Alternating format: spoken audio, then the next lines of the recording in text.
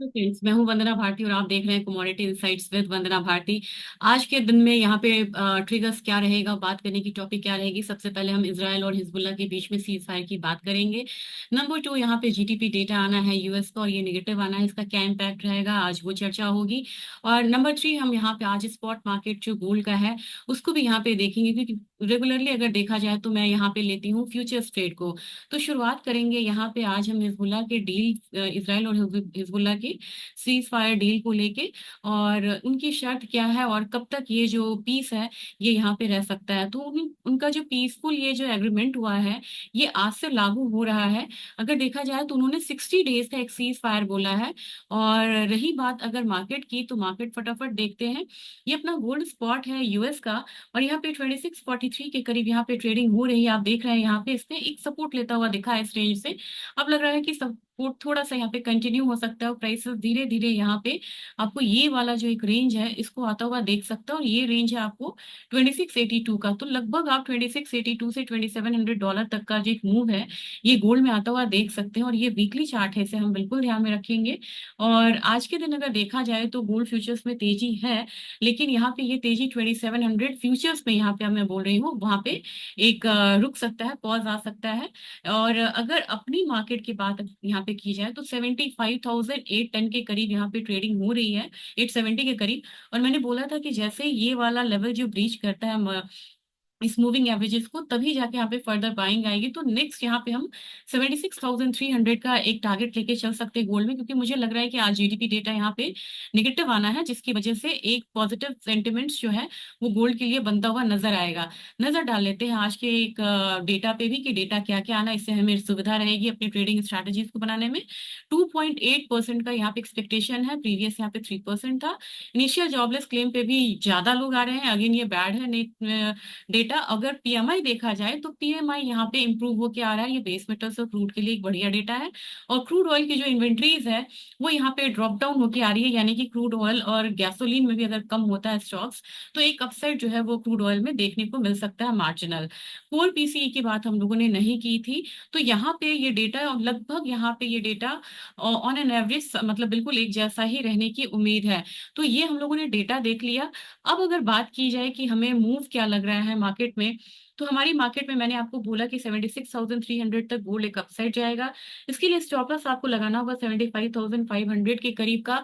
और ये थोड़ा सा शॉर्ट टर्म ट्रेड हो सकता है।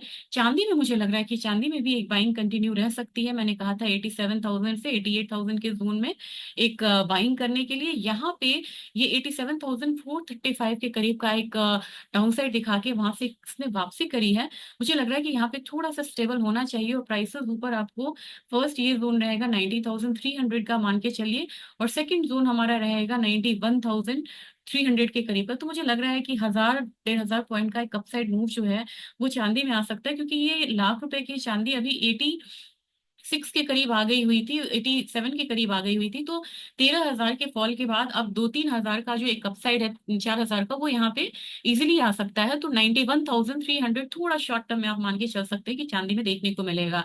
रही बात अगर यहाँ पे क्रूड ऑयल की, तो क्रूड ऑयल बिल्कुल ही रेंज में कमोडिटी ट्रेड कर रही है। जब तक 69.2 डॉलर को ना ब्रीच करे, यहाँ पे बाइंग ना करे, और जैसे ही ब्रीच होता है तो ये बाइंग इंडिकेशन देगा। इसका टारगेट आपका $71 का होना चाहिए।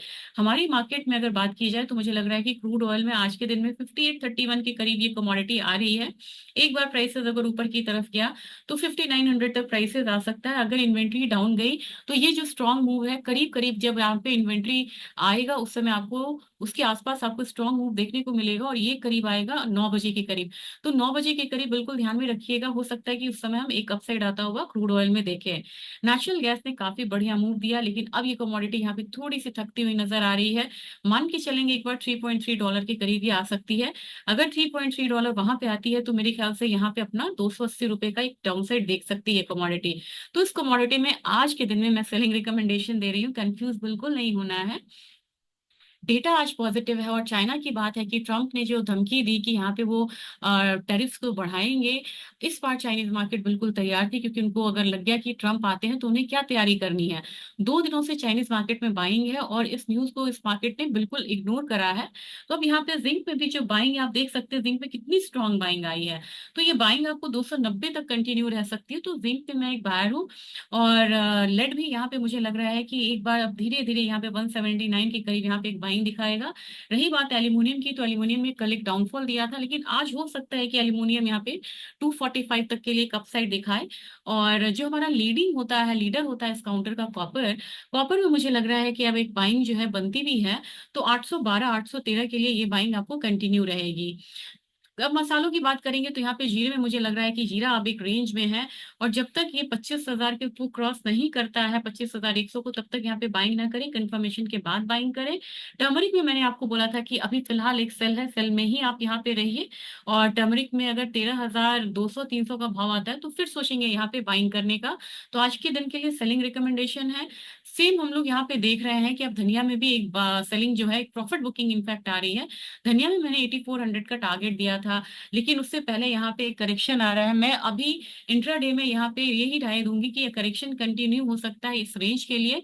तो फिलहाल 7700 तक मुझे लग रहा है कि धनिया यहाँ पे गिर सकता है।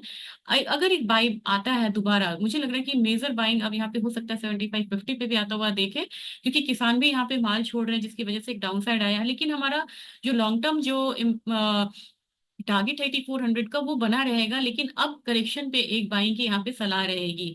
कैस्टर की बात की जाए तो कैस्टर में अभी भी यहाँ पे एक डाउनसाइड है।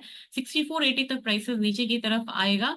और ग्वारगम ग्वारसीड में मैंने कहा था कल की ये तो बहुत ज्यादा बाइंग नहीं है, लेकिन आज के दिन बाई रहूंगी, बाइंग के लिए सजेशन दूंगी। और यहाँ पे 5300 का टारगेट था, लेकिन 5264 से ही ये कमोडिटी वापस आ रही है। आज के दिन में बिल्कुल रेंज बाउंड मूव है, इसको बिल्कुल इग्नोर करिए अभी इस कमोडिटी को। इनफैक्ट आप ग्वारगम में बाइंग कर सकते हैं 10,550 के लिए। आपका टारगेट होना चाहिए 10,250 का टारगेट इनफैक्ट आपको होना चाहिए। कोकुड एक यहाँ पे अपसाइड दिखा रहा है। तो कोकुड में यहाँ पे मैं बाइंग की सलाह दूंगी। 2725 पे आप एक बाइंग करें। 2800 का टारगेट रखें, स्टॉप लॉस लगाना होगा 2680 के करीब का। तो आज के दिन के लिए मैंने आपको ट्रिगर्स भी बता दिया है कि क्या ट्रिगर्स है। और शाम के सत्र में यहाँ पे आपको बिल्कुल सतर्क रहने की जरूरत है। और क्रूड के इन्वेंट्रीज को ध्यान में रखिएगा।